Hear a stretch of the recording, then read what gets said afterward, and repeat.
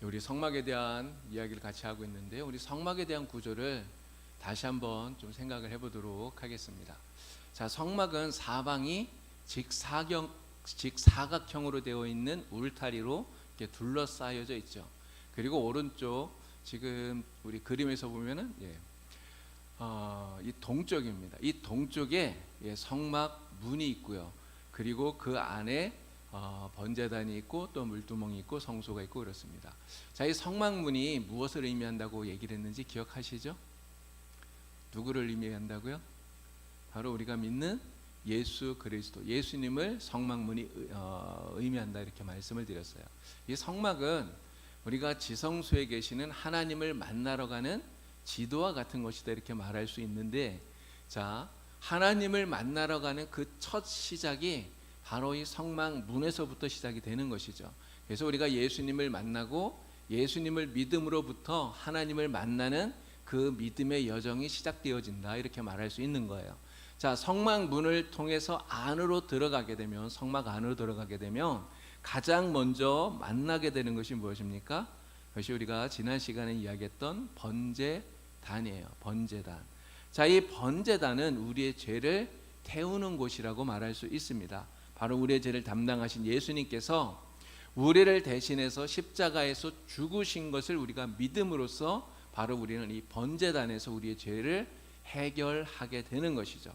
자, 그리고 이 번제단을 지나서 이제 더 안으로 들어가게 되면 그때 만나게 되는 것이 물두멍이라고 하는 것입니다. 이 물두멍, 바로 이 물두멍이 무엇이냐, 이 물두멍에 대한 이야기를 통해서 오늘 함께 우리 하나님의 은혜를 나누어 보려고 합니다. 자, 물두멍은 그냥 쉽게 물을 담아두는 대야라고 말할 수 있습니다. 지금 그림에 보시면 이렇게 손도 씻고요, 발도 씻고요, 이렇게 하잖아요. 제사장들이 바로 이 물두멍에서 그들의 수족을 씻게 되는 것이죠. 자, 이 구조는 굉장히 단순합니다. 출애굽기 30장 18절 말씀을 보면 물두멍을 노수로 만들고 받침도 노수로 만들어서 씻게 하라 이렇게 하나님 말씀하고 계시죠. 이 말씀을 보면 구조가 정말 단순해요. 이렇게 물을 담아두는 대야가 있고, 그리고 그것을 받치는 받침이 있고 이렇게 되어 있습니다. 자, 이것을 무엇으로 만들었느냐? 재료는 우리 아까 읽었던 말씀에도 보면 노수로 만들었다는 것을 알 수 있는데, 그런데 이 노시 어디에서 나왔느냐가 중요하죠. 자, 출애굽기 38장 8절 말씀을 보니까 회막문에서 수종을 드는 여인들의 거울로 이것을 만들었다는 거예요. 지금은 우리 거울을 녹거울을 쓰지 않죠. 지금 거울은 뭐 얼마나 잘 보입니까? 근데 이 당시에 여인들이 쓰던 거울은 노수로 만든 놋거울이라는 것이죠. 그리고 이러한 놋거울은 이 여인들에게 있어서 아주 소중하고 귀한 그러한 존재였다 이렇게 말할 수 있습니다. 귀중한 물품이었다는 거죠. 그렇기 때문에 이러한 소중한 놋거울을 가지고, 이 여인들의 이러한 놋거울을 가지고 물두멍을 만들었다고 하는 것은 이 여인들이 하나님께 얼마나 큰 헌신을 드렸는가 하는 것을 우리가 짐작해 볼 수 있다는 거죠. 자, 그리고 또한 이 거울을 가지고 물두멍을 만들었다고 하는 이 속에서 우리가 깨닫게 되는 또 하나의 의미가 있어요. 그것은 무엇이냐면 이것이 거울로 만들어졌잖아요. 이게 거울의 용도를 우리가 생각해 보면 쉽습니다. 여러분, 거울이라고 하는 것이 무엇을 하는 거죠? 자신의 모습을 비추어 보는 거잖아요. 그러니까 거울을 통해서 지금 나의 모습이 어떤가를 살펴보는 거죠. 거울은 지금 나의 상황과 형편, 지금 내가 어떠한 모습인가 하는 것을 조금도 가감 없이 그대로 보여주어요. 그렇죠? 바로 그러한 것처럼 이 거울의 용도처럼 거울로 만들어진 이 물두멍을 통해서 지금 나의 영적인 상태가 어떠한가를 비추어 보라, 이러한 의미가 이 속에 담겨져 있다는 거죠. 또 이 여인들의 거울로 만들어졌다가는 이 의미 가운데 하나는 이겁니다. 이런 거울을 보는 용도는 그냥 내 모습을 보기만 하는 게 아니잖아요. 왜 보는 거죠? 무언가 잘못된 것이 있으면 고치려고 보는 거예요. 이게 옷 매무새가 올바른가, 아니면 뭐 머리가 헝클어지지는 않았는가, 뭔가 나에게 뭐 안 좋은 게 이렇게 묻지는 않았나, 아이가 이런 것들을 보는 거잖아요. 그래서 거울을 보고 온 매무새가 흐트러졌으면 매무새도 바르게 하고, 머리가 헝클어졌으면 머리도 단정하게 하고, 뭐 얼굴에 뭐가 묻었으면 그런 것도 깨끗하게 닦고, 이렇게 하는 것 아닙니까? 바로 이처럼 우리의 영적인 더러운 것이 있다면 다 지우고, 그리고 잘못된 것이 있다면 바로 잡으라고 하는 이 물두멍을 통해서 바로 이러한 영적인 우리의 잘못된 것들을 고치라고 하는 이러한 의미가 있다라고 하는 것을 우리가 기억해야 된다고 하는 것이죠. 자, 이 물두멍을 어디에다가 놓았느냐, 그 위치가 아주 중요해요. 자, 그림을 보시면 이 성막을 크게 세 가지로 구분할 수 있다는 것을 알 수가 있습니다. 크게 하나는 성막들이에요. 성막들. 그리고 또 하나는 성소, 그리고 지성소, 이렇게 구분이 됩니다. 자, 그런데 이 성막들, 성소, 지성소는요, 사람들마다 접근할 수 있는 권한이 달랐다고 하는 거예요. 자, 가장 먼저 이스라엘 일반 백성들은 어디까지 갈 수 있었을까요? 일반 백성들이 갈 수 있는 장소는 성막들까지입니다. 성막들까지. 그것도 번제단까지만 갈 수가 있었어요. 일반 백성들은 이 번제단을 지나서 물두멍을 지나 성소에는 절대로 가지 못합니다. 여러분, 이 성소에 들어갈 수 있는 사람은 누구였을까요? 누가 들어갔을까요? 제사장들이 들어갔습니다. 제사장들이 바로 번제단을 지나 그 앞에 있는 물두멍에서 자신의 손을 씻고 발을 씻고 그렇게 정결하게 한 다음에 제사장들은 성소 안에 들어가서 성소 안에서 하나님을 섬겼어요. 자, 그런데 이 성소 안에 휘장으로 구분되어 있는 지성소, 이 지성소는 또 누가 들어갈까요? 일반 제사장들은 이 지성소에 못 들어갑니다. 제사장들이 많았겠죠, 숫자가. 그런데 그 많은 제사장들은 다 들어갈 수 있는 것이 아니라 오직 한 사람, 대제사장만이 이 지성소에 들어갈 수 있어요. 근데 대제사장도 자기가 대제사장이라고 해서 아무 때나 들어가면 안 됩니다.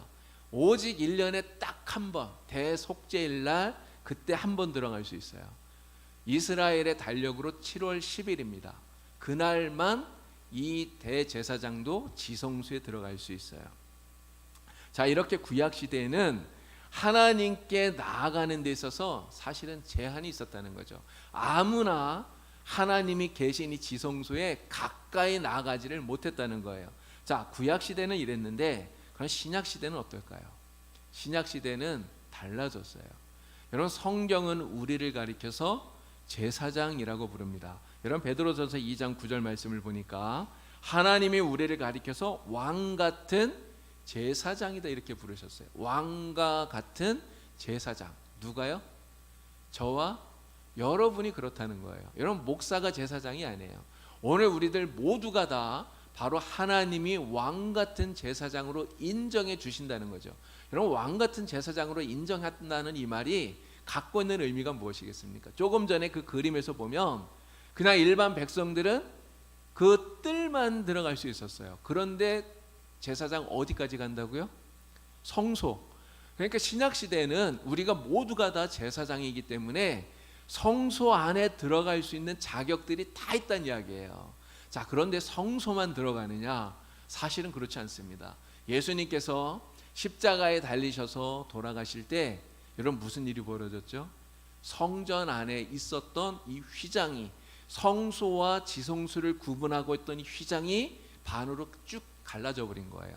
이 휘장이 없어졌다는 이야기죠. 바로 지성소로 들어가는 그 걸림돌이 되던 모든 것들이 다 사라진 거예요. 그래서 누구든지 예수님을 믿기만 하면 다 지성소로 들어가서 하나님께 나아갈 수 있게 되었다고 하는 거죠. 그래서 저와 여러분들이 하나님을 만나는 데 있어서 중간에 거리낄 것이 사실은 아무것도 없습니다.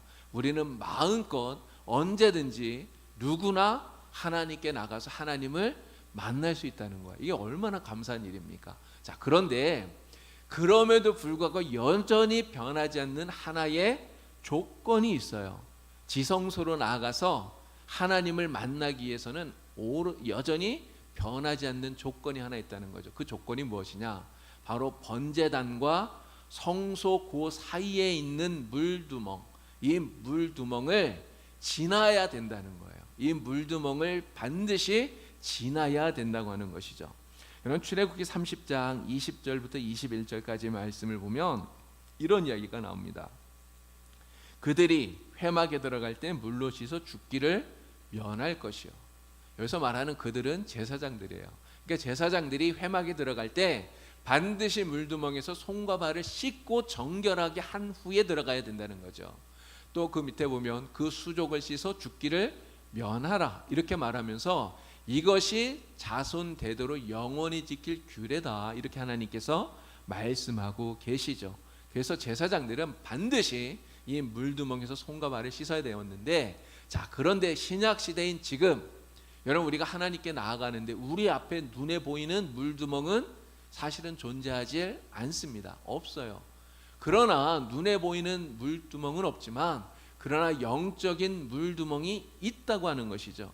바로 왕과 같은 제사장인 우리들이 이 영적인 의미의 이 물두멍을 반드시 통과해야만 하나님 앞에 나가서 하나님을 기쁘게 만날 수 있다, 이런 의미라고 말할 수 있는 것입니다. 이 물두멍이 손과 발을 씻는 거라 그랬잖아요. 바로 이 영적인 의미에서, 이 영적인 물두멍에서 우리의 영혼을, 우리의 영적인 것들을 깨끗하게 씻지 않으면 하나님 앞에 온전히 나아갈 수 없다, 우리가 이렇게 생각할 수 있는 것이죠. 자, 그러면 우리가 반드시 통과해야 되는, 하나님 앞에 나아가기 위해서 반드시 거쳐야 되는 이 물두멍, 이 물두멍이 우리에게 어떤 의미를 주는 것인가를 말씀을 드리겠습니다. 자, 우선은 이 물두멍을 만든 재료인 놋, 이 물두멍을 놋으로 만들려고 그랬잖아요. 특별히 그 성전에서 섬기고 있는 여인들이 쓰던 거울을 녹여서 그걸 가지고 이것을 만들라고 하나님이 말씀하셨는데, 이 놋이 의미하는 것이 무엇이냐 하는 것이죠.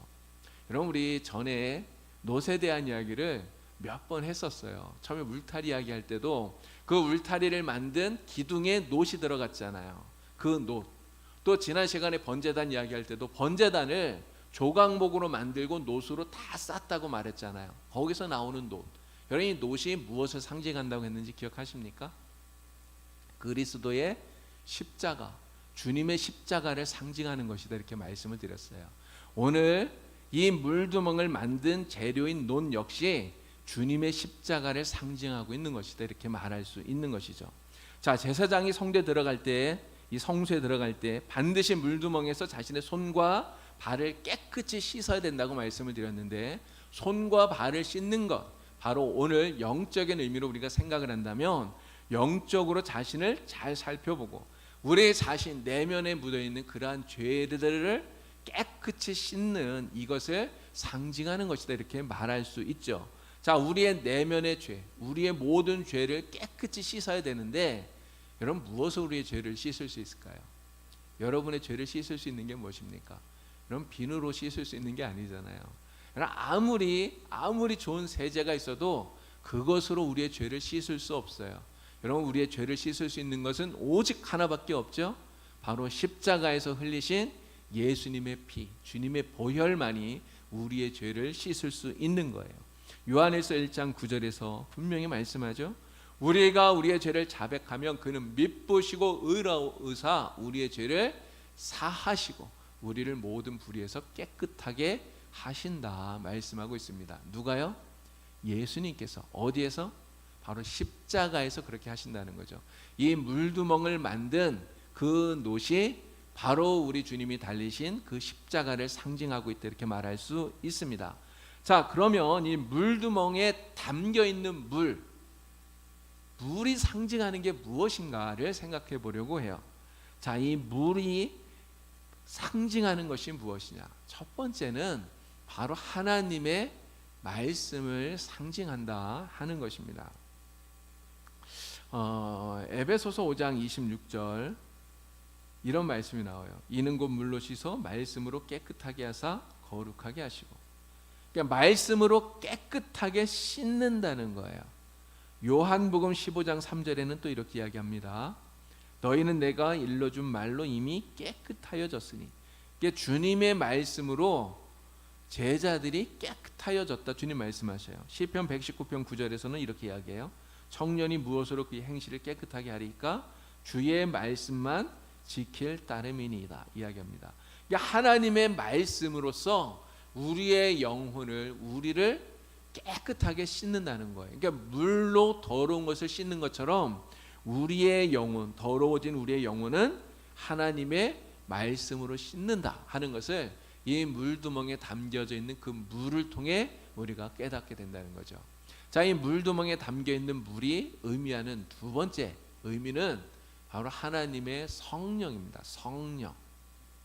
자, 요한복음 7장 38절 39절을 보니까 이런 말씀이 나와요. 그 배에서 생수의 강이 흘러나리라. 예수님이 하신 말씀이에요.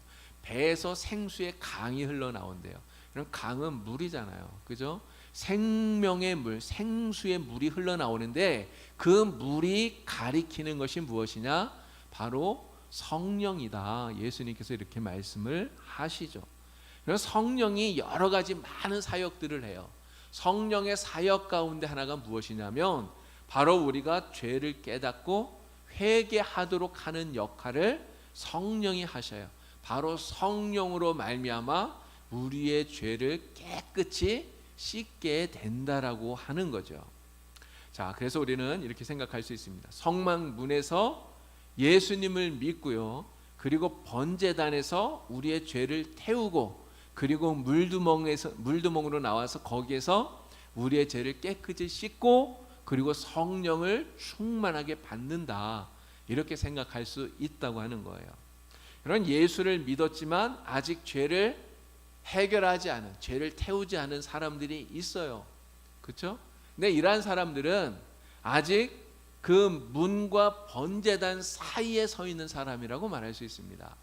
근데 예수를 믿었지만 아직 성령을 받지 못한 사람, 이러한 사람은 번제단과 이 성소 사이에, 물두멍 사이에 여기 아직 서 있는 사람이다. 이렇게 말할 수 있는 것이죠.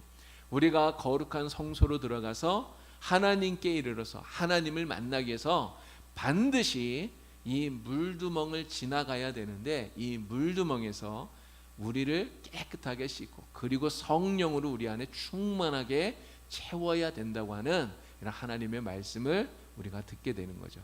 근데 한 가지 이러한 의문이 좀 들 수 있습니다. 아니, 예수 믿으면 그러면 성령 받은 거 아닌가? 이런 생각이 좀 들긴 해요. 그럼 어떻게 생각하십니까? 예수 믿는 것과 성령을 받는 것은 같은 것일까요? 여러분, 예수 믿는 사람은 다 성령을 받았을까요? 사실 그렇지 않아요. 그러니까 예수를 믿기는 하지만 성령을 아직 받지 못한 사람이 있다는 거죠. 예수님의 제자들이 그러지 않았습니까? 예수님의 제자들이 예수님을 3년이나 따라다녔어요.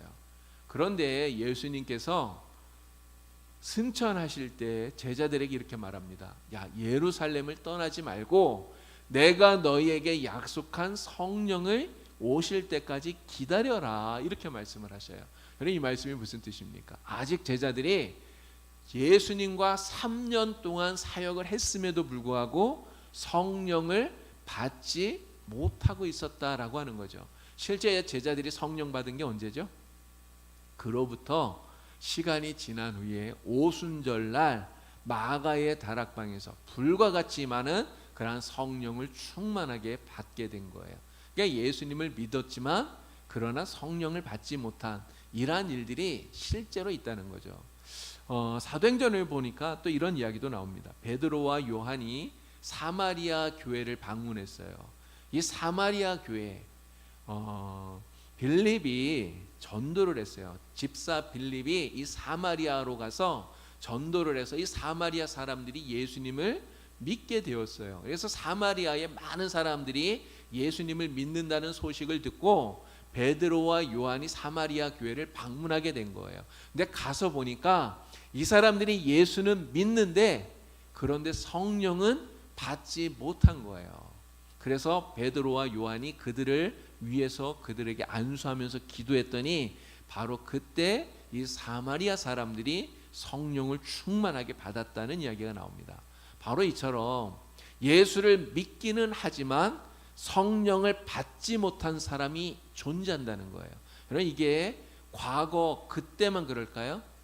그렇지 않죠. 지금도 마찬가지예요. 지금도 교회 안에도 여전히 예수는 믿는데 성령을 받지 못한 사람들이 있다고 하는 거예요. 그러나 그러한 사람들은 성령을 받아야 됩니다. 예수를 믿는 사람은 반드시 성령을 받아야 돼요. 이게 성령 세례라고 말하잖아요. 여러분, 세례는 우리가 평생에 한 번 받아요. 그죠? 우리가 물로 받는 물 세례도 한 번 받는 거예요. 예전에 이런 분이 있더라고요. 군대에서 자기가 세례를 받았는데, 내 군대에서 군인들 세례 받는 거 제가 이렇게 몇 번 갔었거든요. 그 논산 훈련소에서 세례식 하는데 갔는데요.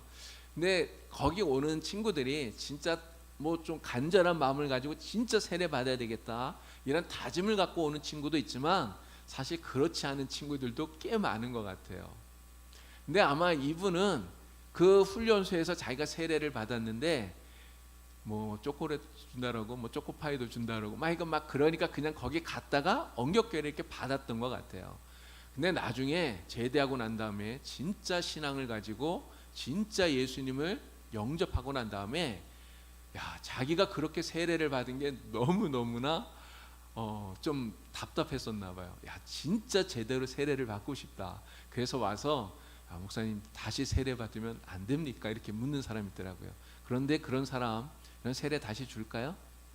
여러분, 그렇게 세례를 받았더라도 다시 세례를 베풀지 않아요. 그러니까 세례는 한 번밖에 안 줘요. 물 세례도 그런데 여러분, 성령 세례도 마찬가지 아닙니까? 성령 세례는 단 한 번 유일회적으로 우리에게 일어나요. 자, 그런데 성령 세례는 우리가 한 번 받지만 그러나 성령이 우리에게 계속해서 우리 안에 계셔야 됩니다. 그것이 바로 성령 충만이라고 하는 거예요. 성령 충만. 그래서 우리는 성령이 우리 안에 늘 계시도록 성령 충만한 삶을 살아가야 되는 것이죠. 자, 여러분들은 모두가 다 성막문에서 예수님을 만난 사람들이에요. 예수님을 만나서 예수님을 믿고 예수님을 구주로 고백한 사람들이에요. 그래서 성막 안으로 들어온, 지금 우리 교회 안에 그래서 들어와 있는 것 아닙니까? 또한 여러분들은 모두 다 예수님을 믿음으로써 번제단에서 여러분들의 죄를 다 해결한 분들인 줄로 믿습니다. 예수님을 믿음으로 말미암아서 하나님께 의롭다고 인정함을 받으신 분들이 바로 여러분들이에요. 이제 여러분들은 이 물두멍 앞에서 정말 우리의 죄를 다 깨끗이 씻고 그리고 무엇보다 성령으로 충만해지는 그런 성도들이 다 되실 수 있기를 우리 주님의 이름으로 간절히 축원합니다. 자, 이 물두멍을 우리가 통과해야 되는데요. 이 물두멍을 통과할 때 하나님께서 우리에게 주시는 네 가지 복이 있습니다. 네 가지 축복이 있어요. 자, 그 복이 무엇이냐? 첫 번째는 이거예요. 하나님께 가까이 나아가는 복을 얻는다는 거예요. 자, 우리 이 말씀은 같이 읽어보도록 하겠습니다. 시편 24편 3절부터 4절까지예요. 우리 다 같이 읽겠습니다. 여호와의 산에 오를 자가 누구며 그의 거룩한 곳에 설 자가 누구인가? 곧 손이 깨끗하며 마음이 청결하며 뜻을 허탄한 데 두지 아니하며 거짓 맹세하지 아니하는 자로다. 아멘. 여호와의 산에 오를 자가 누구냐? 여기서 말하는 여호와의 산은 하나님이 계시는 곳이에요. 성막으로 말하면 어디일까요? 바로 지성소를 말하는 것입니다. 누가 하나님의 산에 오를 수 있느냐?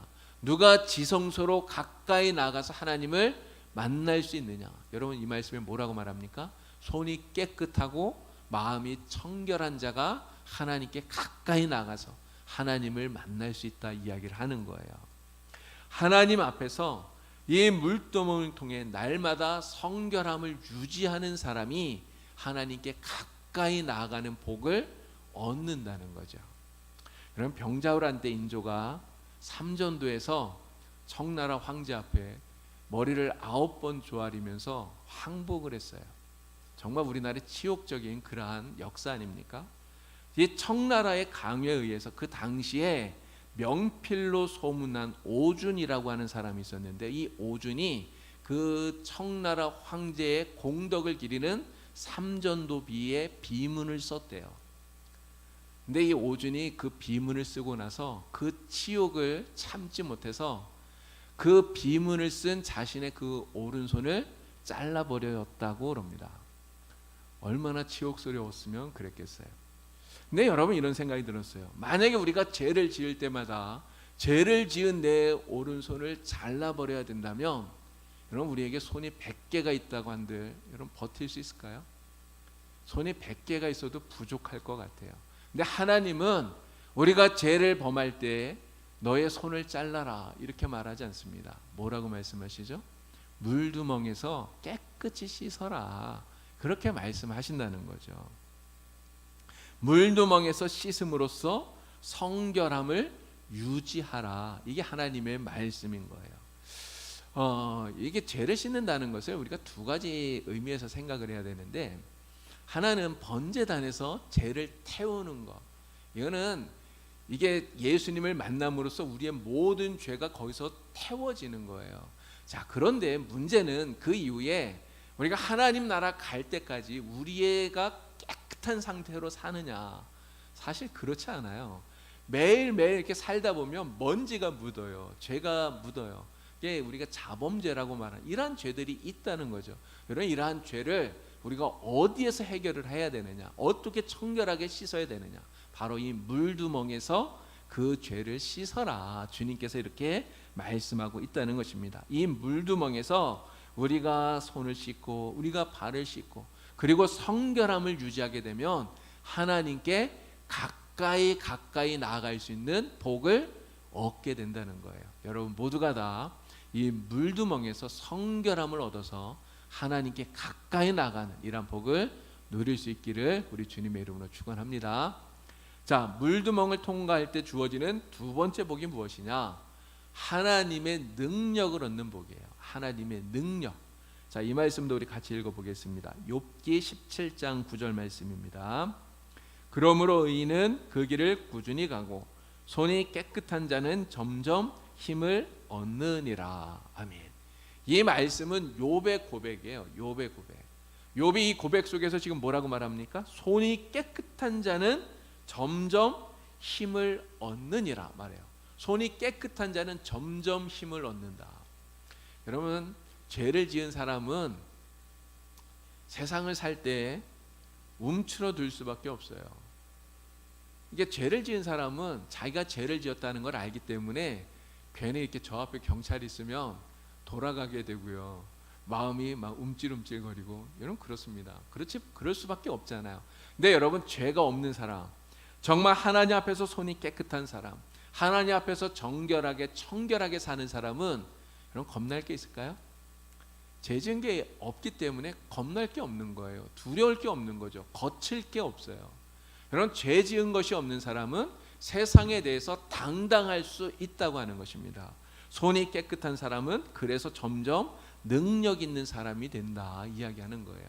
여러분, 우리가 이 물두멍에서 날마다 우리의 자신을 비춰보고, 그래서 잘못된 것은 고치고 또 바로잡고, 우리에게 더러운 것들이 있다면 매일매일 씻어내고, 그래서 하나님 앞에서 우리가 청결하고 정결한 이런 모습을 갖게 된다면, 그럼 우리가 세상을 살아가는 동안에도 정말 능력 있게 힘 있게 살아가게 된다고 하는 거예요. 하나님 앞에 정말 부끄러움 없이 사는 사람, 세상에서 부끄러울 게 없는 거예요. 세상 사람들 앞에 꿀릴 게 없다고 하는 것이죠. 정말 세상 앞에서 담대하게 능력 있게 살아가게 된다고 하는 것입니다.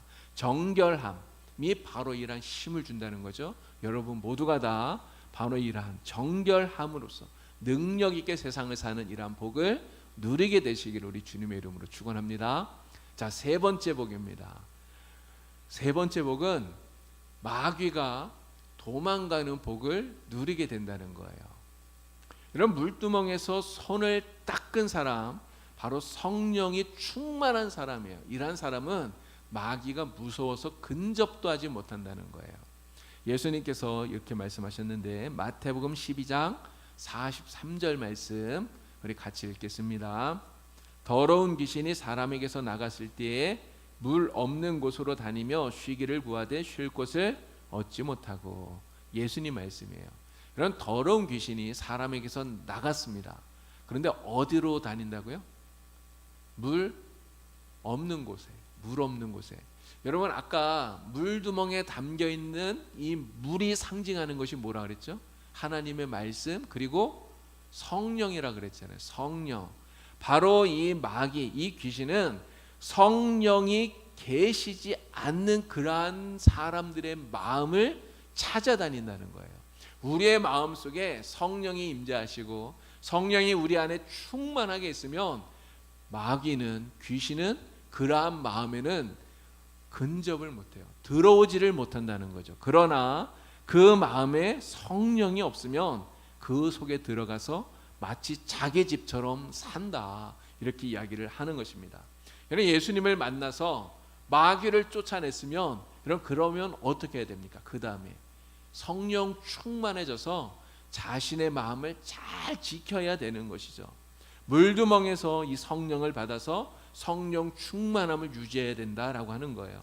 근데 만약 성령을 받지 못해서 그 마음이 마귀가 나가고 난 다음에 그냥 텅텅 비어져 있다면 여러분 어떤 일이 벌어질까요? 예수님 하신 말씀, 아까 그 말씀 다음에 이런 이야기가 나와요. 이 마귀가, 귀신이 나가서 돌아다니다가 쉴 곳을 찾지 못하고 야 다시 가볼까? 이렇게 자기가 나온 집에 돌아와 봤더니 집이 깨끗이 청소되고 비어 있는 거예요. 그러니까 빈집인 거죠. 그래서 그 집에 다시 들어오는데 자기 혼자 들어오는 것이 아니라 자기보다 더 악한 귀신 7마리를 데리고 들어온다는 거예요. 그래서 총 귀신 몇 마리가 삽니까? 8마리 귀신이, 전에는 1마리밖에 없었는데 8마리가 들어와서 산다는 거예요. 그래서 그 사람의 형편이 이전보다 더 나빠졌다. 주님께서 이렇게 말씀을 하시죠. 오늘 우리가 그렇게 되지 않기 위해서 정말 물두멍에서 성령으로 우리 안에 충만하게 채우는, 성령 충만한 그러한 사람들이 다 되어야 됩니다. 그러면 마귀가 얼씬도 하지 못해요. 오히려 우리는 성령 충만함으로 인하여서 기쁨이 넘치는 그러한 삶을 살게 되는 것입니다. 물두멍에서 성령 충만함을 입어서 정말 마귀가 얼씬도 못하는 이러한 복을 여러분 다 누리시기를 바랍니다. 자, 마지막 4번째 복이에요. 자, 사무엘하 22장 21절부터 23절까지의 말씀을 같이 함께 읽도록 하겠습니다. 여호와께서 내 공의를 따라 상 주시며 내 손의 깨끗함을 따라 갚으셨으니 이는 내가 여호와의 도를 지키고 악을 행함으로 내 하나님을 떠나지 아니하였으며 그의 모든 법도를 내 앞에 두고 그의 규례를 버리지 아니하였음이로다. 아멘. 이 고백을 하는 사람은 바로 다윗입니다. 이 다윗의 고백이에요.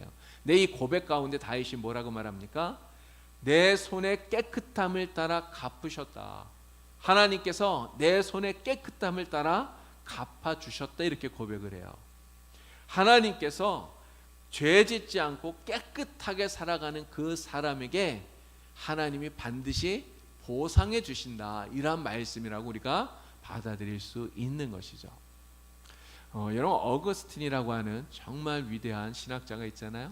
이 어거스틴 하면 늘 생각나는 사람이 있습니다. 기도의 어머니 모니카. 모니카. 근데 어거스틴에게는요, 이 기도의 어머니 모니카만 있었던 것이 아니라 정직한 아버지 페트리커스라고 하는 아버지도 있었다는 것을 우리가 기억을 해야 돼요. 하루는 이 어거스틴의 아버지인 이 페트리커스가 여행을 떠나는데 아내인 모니카가 혹시나 뭐 필요할 때 쓰라, 이렇게 그래서 옷깃에다가 금덩어리 하나를 넣어 주었다고 그럽니다. 자, 그런데 산길을 가다가 산적을 만난 거예요. 그래서 가진 것들을 다 빼앗기게 됩니다. 산적이 야, 가진 것 다 내놔, 살고 싶으면 다 내놔, 막 이야기. 그러니까 이제 가지고 있는 거를 다 꺼내서 주었어요. 그러니까 산적이 물었어요. 야, 이게 내가 가지고 있는 것 전부냐? 페트리커스가 이야기합니다. 이게 다입니다.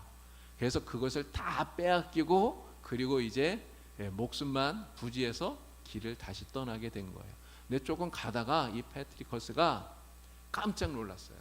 바로 그 아내가 옷깃에 넣어주었던 그 금을 찾게 된 거예요. 그 금이 있다는 걸 깨닫게 된 거예요. 그래서 꺼내 보니까 금이 있는 거예요. 그 옷깃에. 어떻게 했을까요? 다시 길을 돌이켜서 그 산적들을 찾아갔다는 거 아닙니까? 산적을 찾아가서 산적들에게 얘기했대요. 아까 내가 가지고 있는 거 그게 전부라고 얘기를 했는데 가다가 보니까 내 아내가 요긴하게 쓰라고 옷깃에 숨겨주었던 금이 있는 것을 내가 발견했습니다.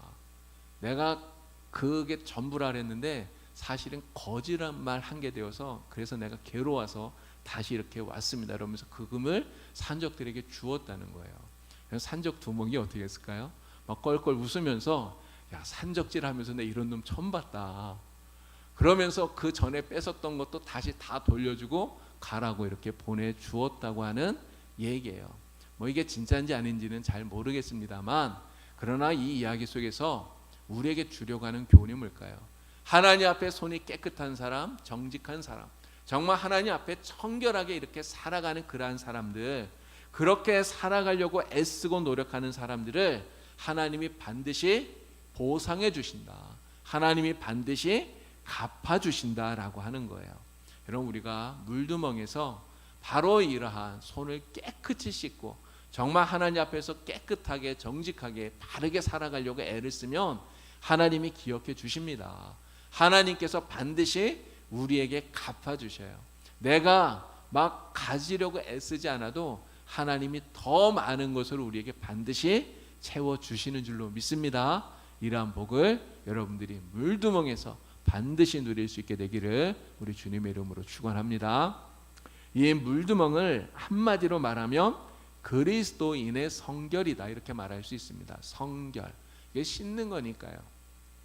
손과 발을 씻는 것, 이것은 손과 발을 씻는 것이지만 사실은 우리의 영혼을, 우리의 내면을 씻는 것이다, 이렇게 말할 수 있겠죠. 바로 하나님 앞에서 이 물두멍에서 우리의 영혼이 깨끗해지면 하나님이 정말 기뻐하시는 거예요. 하나님께서 이러한 성결을 물두멍을 통해 유지하라, 이렇게 말씀하고 있습니다. 어떻게 우리가 이러한 성결을 유지할 수 있느냐? 성결을 유지하는, 참된 성결을 유지하는 방법은 두 가지예요. 하나는 하나님의 말씀입니다.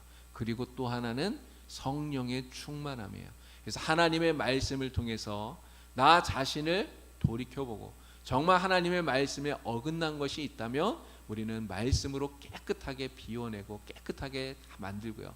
그리고 성령으로 정말 우리의 더러운 것들, 더러워진 것들 다 불태우면서 진짜 하나님이 원하시는 그러한 성결한 모습을 가지게 되면 우리는 그러한 깨끗하고 성결한 모습을 가지고 드디어 성소로 들어가서 지성소까지 나아갈 수 있게 된다고 하는 것입니다. 여러분 모두가 다 바로 이러한 성결함을 가지고 우리 하나님 앞에 나아가 주님을 뵙는, 하나님의 은혜를 누리는 그러한 큰 복을 누릴 수 있게 되길 우리 주님의 이름으로 간절히 축원합니다. 기도드리겠습니다.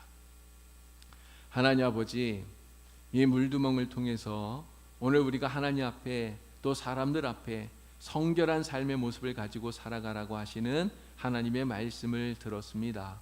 하나님, 우리가 세상을 살다 보면 여러 가지 죄들로 우리는 자꾸만 더러워지고 또 오염이 됩니다. 우리가 하나님 나라 들어가는 그날까지 이러한 성결함을 유지해야 될 터인데 우리가 이 물두멍을 늘 생각하면서 하나님의 말씀으로 또 성령 충만함으로 우리의 성결함을 잘 지켜나갈 수 있도록 도와주시옵소서.